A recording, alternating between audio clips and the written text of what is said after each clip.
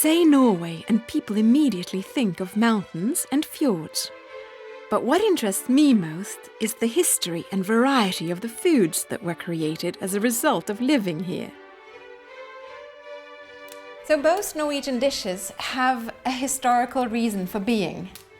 Yes, you know, in Norway on the high passes they always made milk products or the sour cream. And this is a way to preserve the milk. Mm-hmm. And as it is with the milk, you know, Norway is a very long country. And it's huge. Yes. And you can imagine in the old days you have the population south and the big load of fish is in the north. How can you get it down and still preserve the meat? And how did they preserve things in the past? The drying, salting, smoking, graving. Graving means you take the fish or the meat and you spice it with sugar, salt, herbs, and then you leave it with its own juice. So 5 different ways of preservation. More or less. So here on the table we have some of your most typical Norwegian dishes. Where should we start? Yeah, where do you start? If you now are on a long trip up to a seter, a high pasture, then you always ask for a rømmegrøt. That's the sour cream which you have here. You eat it now with a little bit sugar and cinnamon, and you have then the fruit syrup on the side. And don't forget, when you get to a high seter, how could you keep the meat? You have to salt it, as we said, or you have to dry it. Then you are here. And this is what we call spekemat? That's spekemat. Spekemat. You have pork meat, fenalor, which is lamb, and then you have some sausages made of lamb, and in the middle here we have a little bit elk. And then you have the typical flatbread. Of course. To this as well you eat this rømmegrøt. The Norwegians, they don't eat twice a day hot meal. They only eat once in the evening.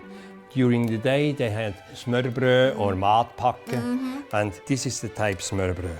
And these are open-faced. That's open-faced, and the smørbrød, you have to have a bread. You can have white or you have a rye bread, and then you have the ingredients on top with a little bit salad. Just back that smoked salmon, traditionally as well, always with a little bit scrambled egg. Yeah.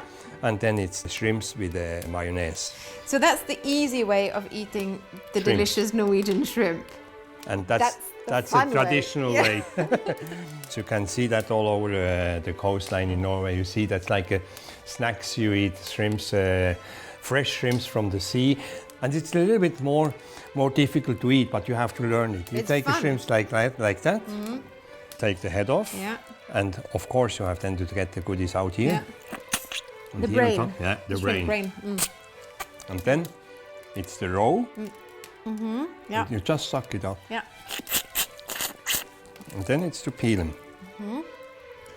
And then you layer your own smørbrød. Yes.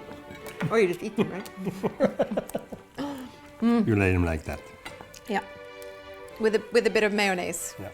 Of course, as it was also in the old days with all the fish you had, you made the fish cakes.